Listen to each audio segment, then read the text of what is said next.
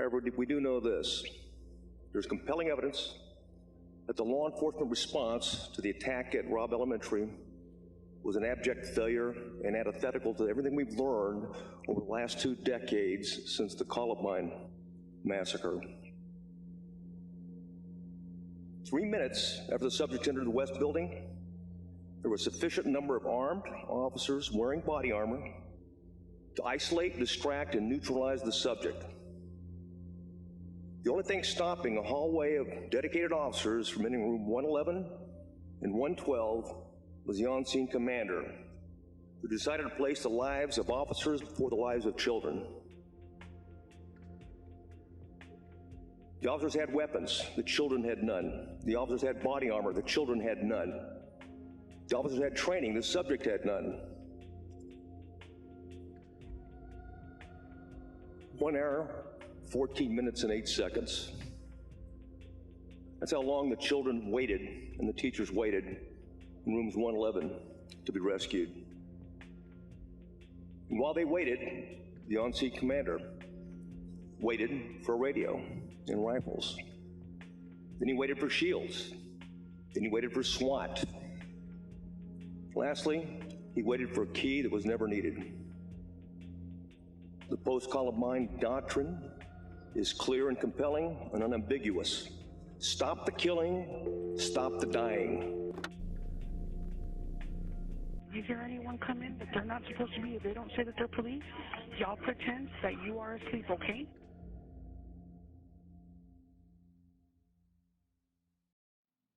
May 24th, 2022, Robb Elementary School. A man named Salvador Ramos entered Robb Elementary and began opening fire at rooms 111 and 112. At 11:21 a.m., the suspect sent out a message of what he was about to carry out. He had obtained an AR-15 and proceeded to shoot his grandmother in the head. Upon fleeing, the suspect got into a vehicle located at the residence and made his way to Robb Elementary. At around 11:28 a.m., before he could reach the elementary, the suspect crashed into a nearby ditch just outside of a funeral home. The occupants inside the funeral home, concerned with the well-being of the person who just crashed, went to investigate, and bystanders began calling 911. The callers didn't realize the suspect was armed with a weapon and hundreds of rounds of ammunition. He began to open fire on the 2 workers of the funeral home. There were multiple calls being placed into 911 at this time, one of them being a worker from UCISD who witnessed the gunfire.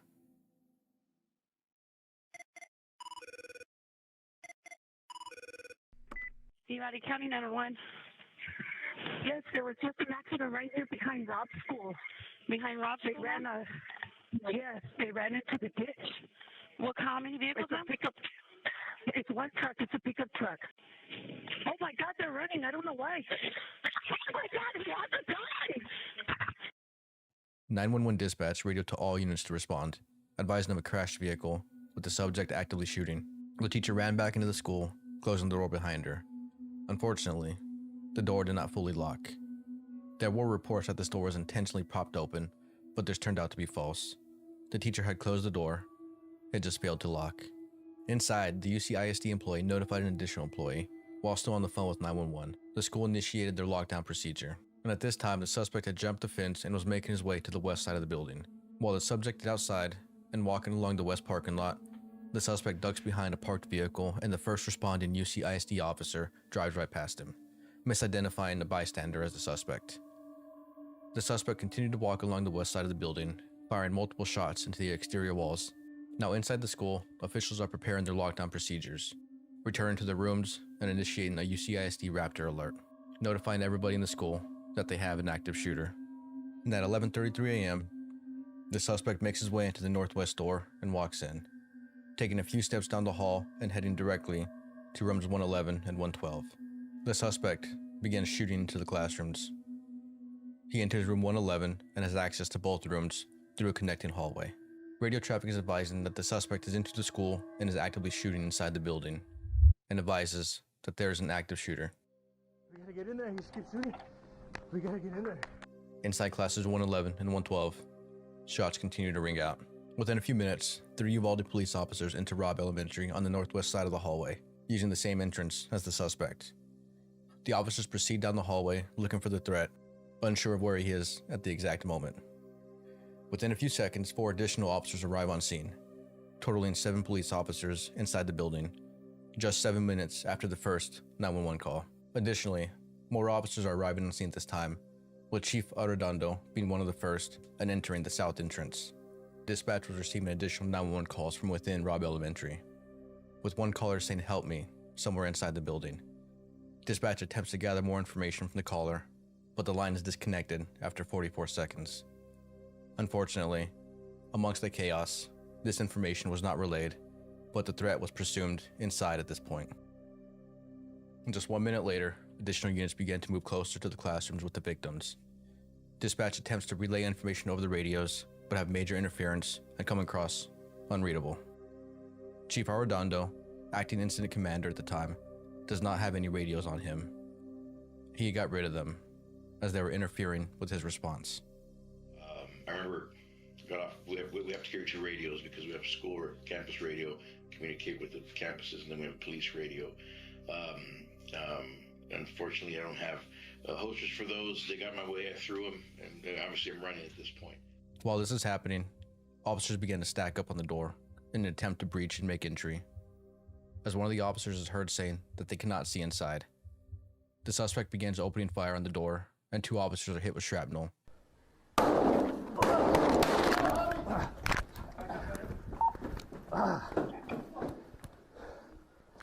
Fuck. Am I bleeding? Am I bleeding? Am I bleeding? I think you got me. That's my wife's classroom. He's sitting in the classroom. He got me, right? Fuck. You okay? Yeah. You okay? He's in the class. Uvalde Dispatch is continuing to receive numerous 911 calls, one with a teacher saying someone is banging on the door outside. Additionally, Texas DPS Communications is coordinating with the DPS brass on scene and dispatching additional troopers to Robb Elementary. Uvalde Dispatch relays the little information they have to responding officers. Within a few minutes, officers on scene knew they had an active shooter, and within the first 7 minutes of arrival, they had an accurate location of where the shooter was, given he had already opened fire upon them. These officers continued to stand by. At 11:38 a.m., the first piece of critically false information comes through. You got me, right? Okay. He got you? I don't know. What the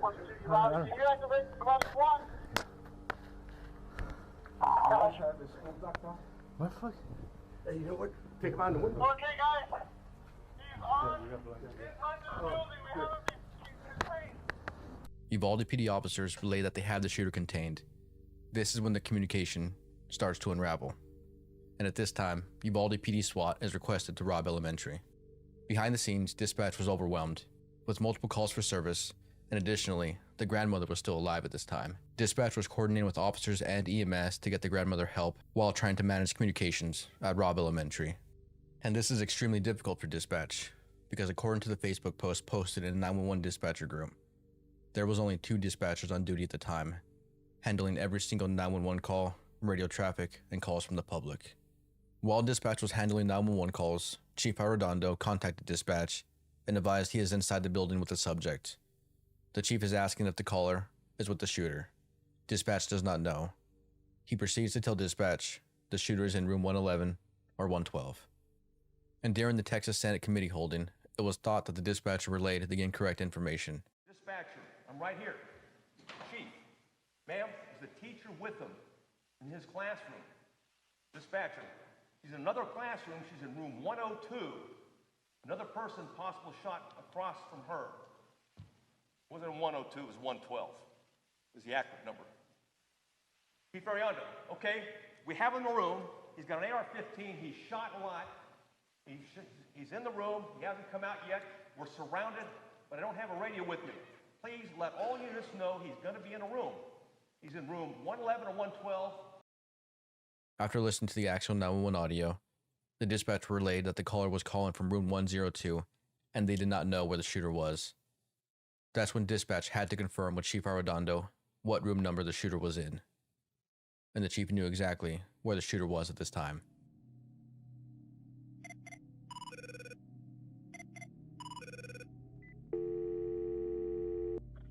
Uvalde County 911. We have an active shooter at Robb Elementary has an active shooter. I don't have a visual, but I could hear gunshots outside of my classroom. You could still hear gunshots being fired? In the building. I don't know. There's been a whole lot. And I've got a message from somebody that somebody is shot in another classroom. Somebody is shot in the classroom? Okay, can you tell me if it's a teacher or Not student? mine, and another one. I'm sorry, what? Another classroom. I don't know. Please hurry. Okay, ma'am, what room number? What room number? Can you tell me what room? I'm in room 102. Okay, so it's going to be across from you? I don't know where he's at right now. I gotta go. I can't let him hear me. Okay, okay, ma'am. It's okay. It's okay, I understand. Okay, hurry. Okay, ma'am. Hurry. Hey, this is Arredondo. This is Arredondo. Can you hear me? Can you hear me? This is an emergency right now. I'm inside the building with this man. He has an AR-15. Is the teacher with him in the classroom? She's in another classroom. She's in room 102. Room 102. There's another person possibly shot across from her. They're not sure. Okay. So we have him in a room. He's at an AR-15. He's shot a lot. He's in a room. He hasn't come out yet. We're surrounded, but I don't have a radio with me. So he said all the units know he's going to be in. Okay, so the shooter's in one of the rooms. What room number, Pete? Yes, he's going to be in room 9, 10, 11, 12. He's either in room 111 or 112. At 11:41, PD officers are requesting confirmation on if the class was still in session. Dispatch confirms that the class should be in session right now, and that Chief Arredondo has the shooter in room 111 and 112, and is requesting SWAT by the funeral home.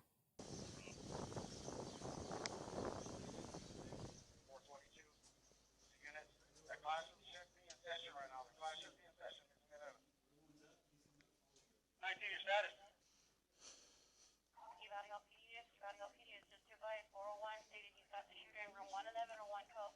He's going to be armed with a rifle. Repeat, armed with a rifle. He's requesting for SWAT by the funeral home south of the building. 13 minutes in, they have the location of the shooter and confirmation that class is in session, with children inside rooms 111 and 112. At this time, parents are starting to show up at the funeral home, wondering what is happening inside. As time continues to pass, there are multiple officers located within the hallways, outside, and setting up a perimeter. The crowd of parents begins to grow. At 11:47 a.m., U.S. Border Patrol was notified and to send all available units, including Border Patrol's elite unit, known as BORTAC and BORSTAR. Unfortunately, the miscommunication continues.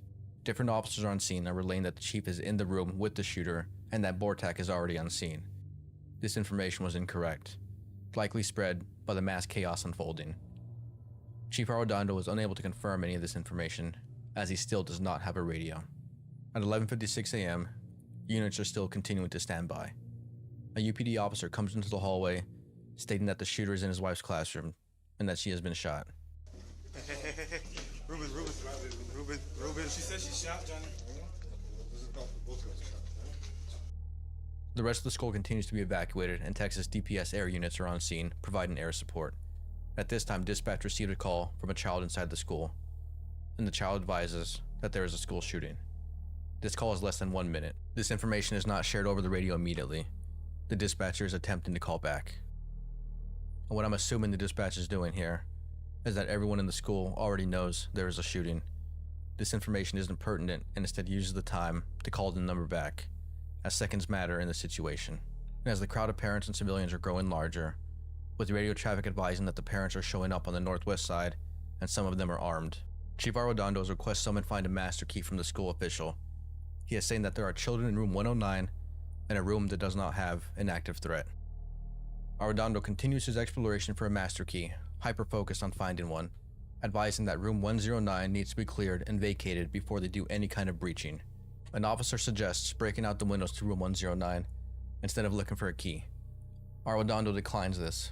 He doesn't want to make any noise that may cause the suspect to shoot again. This is the same person who denied being the incident commander. And according to the DOJ report, is quoted saying this: "Time is on our side right now. I know we got kids in there, but we got to save the lives of the other ones."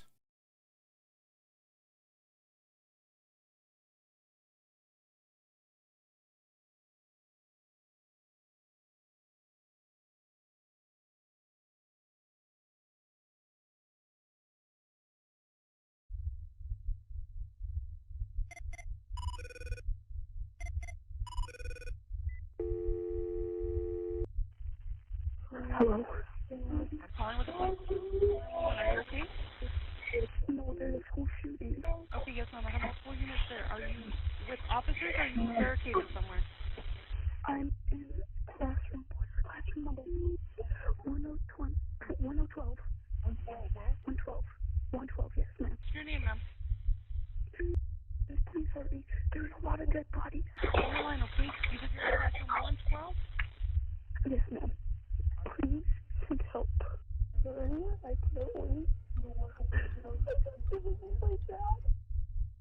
You were telling me they need to be quiet. I am. I'm telling everybody to cut them out. Nobody wants to leave me.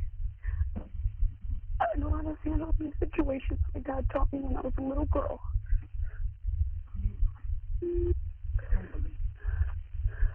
Trying to help one of my teachers are still alive, but they're shot. How far are y'all away? They're inside of the building, okay? You need to stay quiet, okay? They're inside the building. You just need to stay quiet. Only parts of the 911 call were released to the media. This call actually lasted 16 minutes, and it's unclear how many 911 dispatchers were on scene at Uvalde Dispatch at 12:10 p.m. The dispatcher was in a situation where she could not hang up the line, even if it went silent. Having an open line of communication within the room is extremely beneficial. It provides an extra set of ears and allows dispatch to gather audible intelligence. The victim advises dispatch that their teacher is dead, and at 12:12 p.m., a tactical stack was forming, consisting of Texas DPS troopers, Border Patrol, and a UCSO deputy at the south doorway. Chief Arredondo approached these officers and told them that they need to hold, so room 109 can be evacuated first, thus furthering the wait time. And just 1 minute later, BORTAC commander arrives on scene through the northwest door. They are being debriefed on what is happening inside rooms 111 and 112. Constable Zamora approaches these units and advises them that there should be no entry until Arredondo gives permission, thus furthering the notion that Arredondo is the incident commander. They also relay that amongst the surviving teacher are 8 or 9 children. Dispatch is unsure of the number of wounded and advise that the information is coming from a student inside the classroom. The child continues to plead for dispatch to please hurry and state that their teacher is about to die. And outside the northwest entrance, one officer stresses to UPD Chief Pargas that the room is full of victims.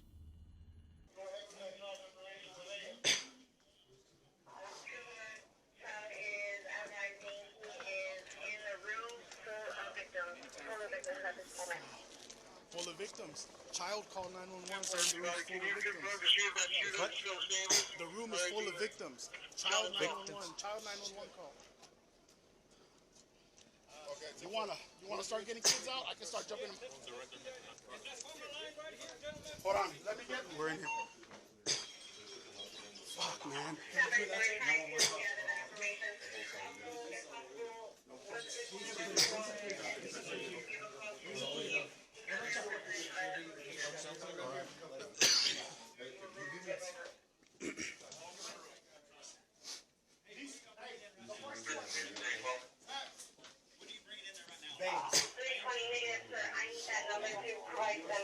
Hey, who's in charge of task? It's gonna take time.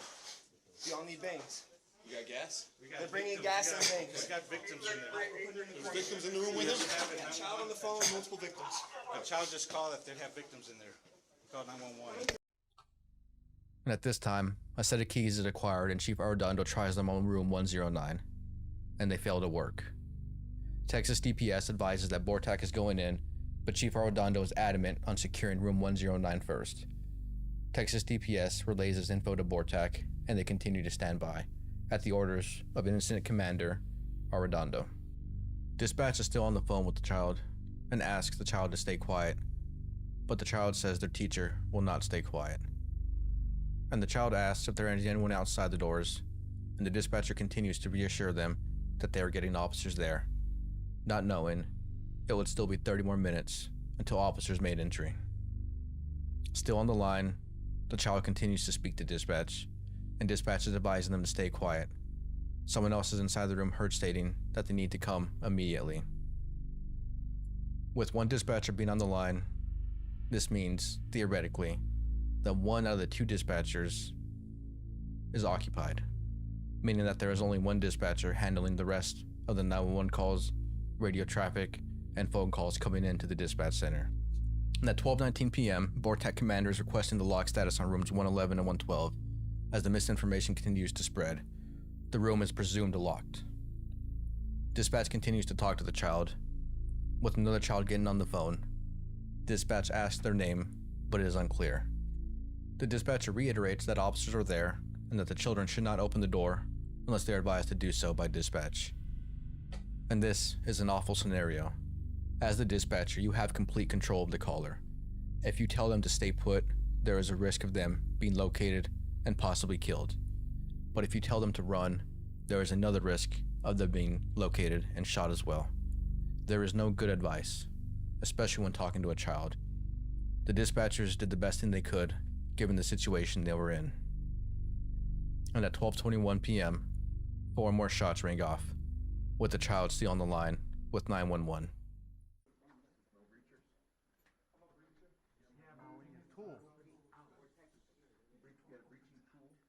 Hey, can you go get a breaching tool? Like for a trailer house?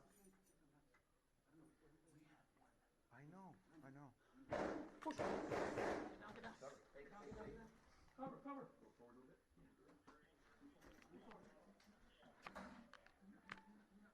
What do you say? Just communicate. Can you hear me, sir? Can you hear me, sir? Let's do it. No, that's Uvalde. If they're a team, be careful, guys. Go ahead. That's Uvalde.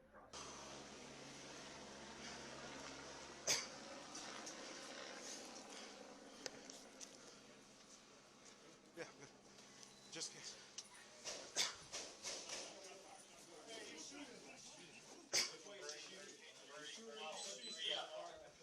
Hey, hold the channel! Chief Arredondo decided to break out the windows to room 109 and get the children out. Units, along with BORTAC, are assembling outside of the classroom, and they hear faint cries coming from within, and Chief Arredondo still attempts to make contact with the suspect. As the minutes pass by, an officer inside the hallway asks if there are children inside with the shooter, and Chief Arredondo confirms that there is. Time is still passing by. The officers outside are establishing a layout of the classroom, confirming that these rooms are in fact joined. BORTAC commander is made aware of this information. And at 12:26 p.m., Chief Arredondo is on the phone, explaining that they are trying to preserve the rest of the lives first, as his reasoning for evacuation and not making entry to classrooms 111 and 112. My first thought is that we need to vacate. We haven't contained, and I know this is horrible. I know this is what our training tells us to do, but we haven't contained. There's probably gonna be some deceased in there, but we don't need any more from out here. So I called out and I said, get these kids out. Whatever I told them, bust those windows, get them out. Room 109 has now been evacuated, along with the west side of the building, with the exception of rooms 111 and 112. And as the officers are discussing entry, the child is still on the phone with 911. And 1 minute later, Chief Arredondo gives the go-ahead to make entry into these classrooms. He begins to iterate that they're probably locked, and his search for more keys continues. And 1 minute later, the 911 call drops. And at 12:35 p.m., BORTAC retrieves a Halligan breaching tool, and Texas Ranger 1 enters the hallway with a set of keys. They are able to open multiple doors and are deemed master keys. As additional BORTAC units arrive on scene, they began discussing the situation and other means of attack. As the minutes pass by, there is still mass confusion on the confirmation of the lock status to classrooms 111 and 112. And at 12:43, a shield is passed down the hallway near rooms 111 and 112, and Chief Arredondo states that the door, I bet you, was unlocked. This comes after reiterating the need to find keys in the first place. And at 12:46 p.m., the keys are used to open room 111. The entry team is made up of 6 personnel, 3 BORTAC operators, 1 Borstal operator, and 2 deputies with the Uvalde County SO and Zavala County. The BORTAC commander, who is the leader of this team, not only directionally, but physically. He puts himself in the front of the stack with the rifle shield. The unit makes entry, but the door cannot stay open and is slowly closing. One of the units holds the door open while BORTAC makes their way inside. Inside room 111 is the first TAC of BORTAC operators, and at this moment, everything went silent. He might have climbed up in the ceiling.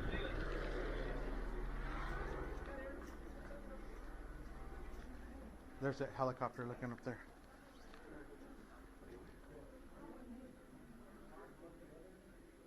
Oh my God, please. Sorry, Chief.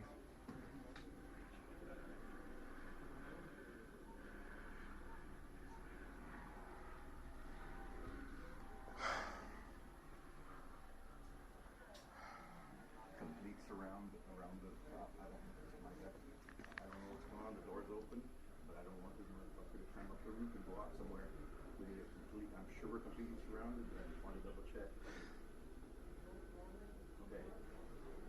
Okay. We are gonna have to push down. It sounds like the door's open. Yeah. Something's burning, huh? Something's burning. Is it the flashbangs? Units outside are unsure what's happening in classroom 111. That is, until 12:49 p.m.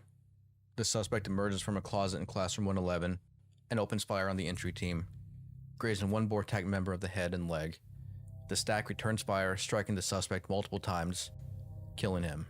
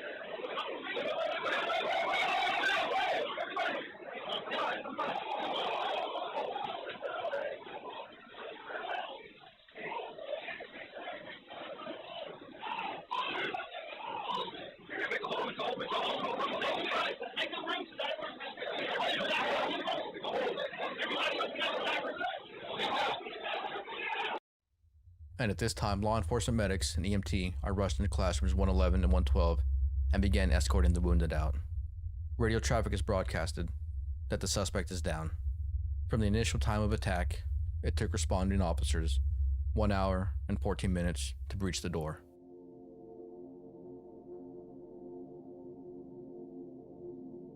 And following the aftermath of the shooting at Robb Elementary, the FBI, Texas Rangers, and other officials began their investigation procedures. The Texas DPS coordinator described this incident as an abject failure.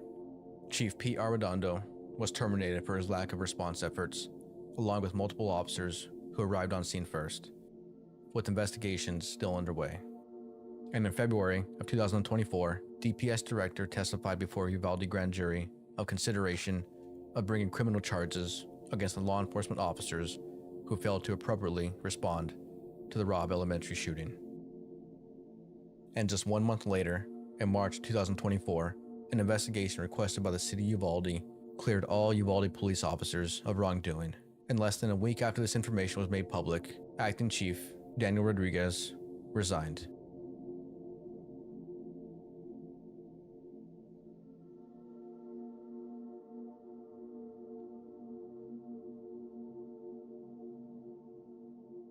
And as the days, weeks, and months passed by, misinformation continued to spread, which is why I'm only basing the incident timeline solely on what was released by the Department of Justice in January of 2024.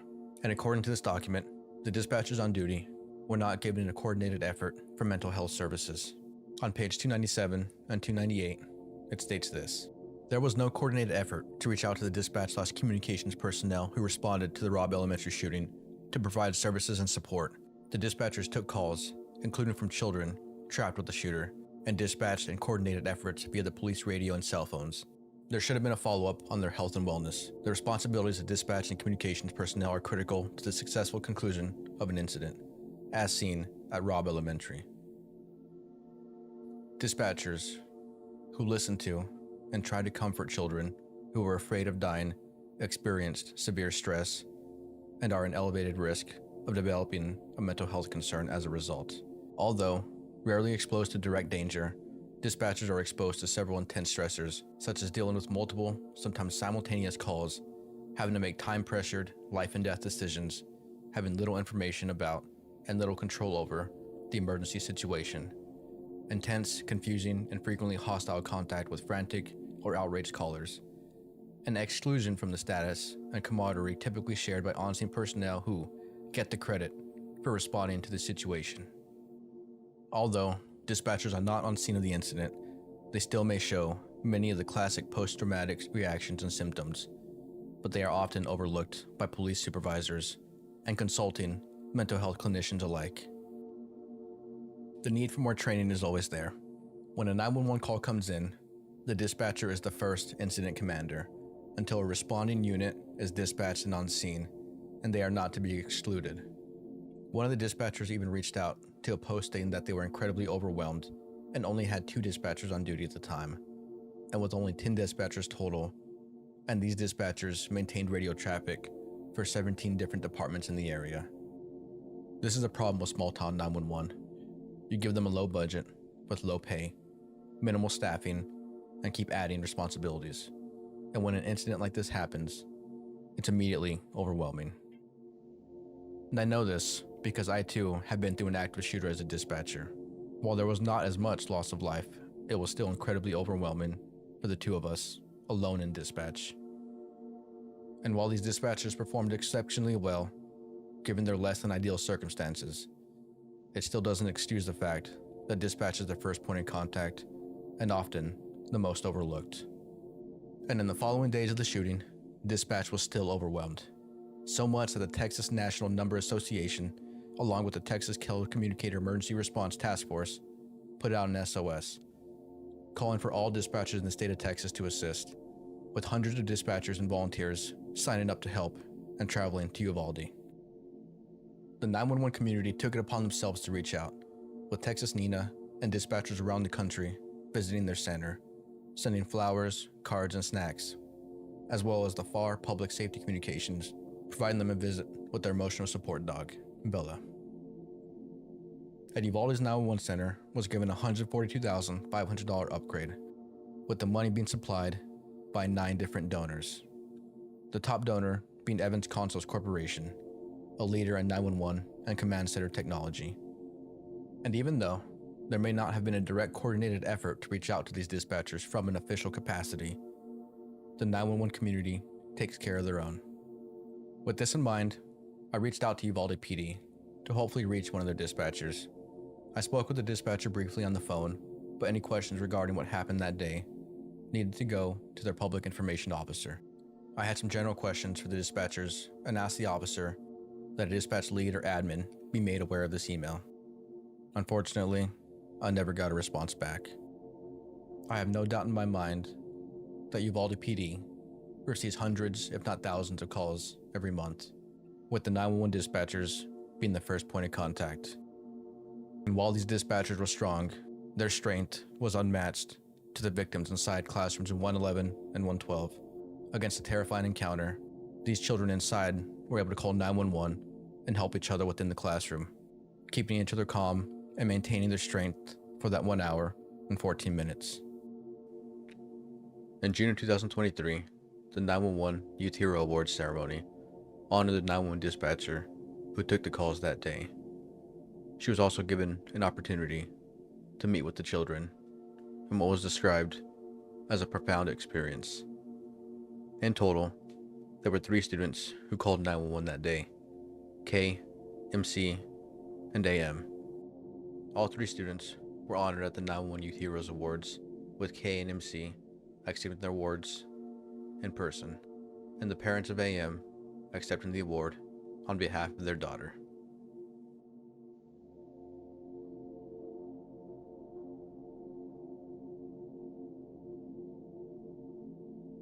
There is still so much to unfold regarding what happened that day at Robb Elementary, but at this moment in time, the residents of Uvalde and across the world will never forget May 24th, 2022.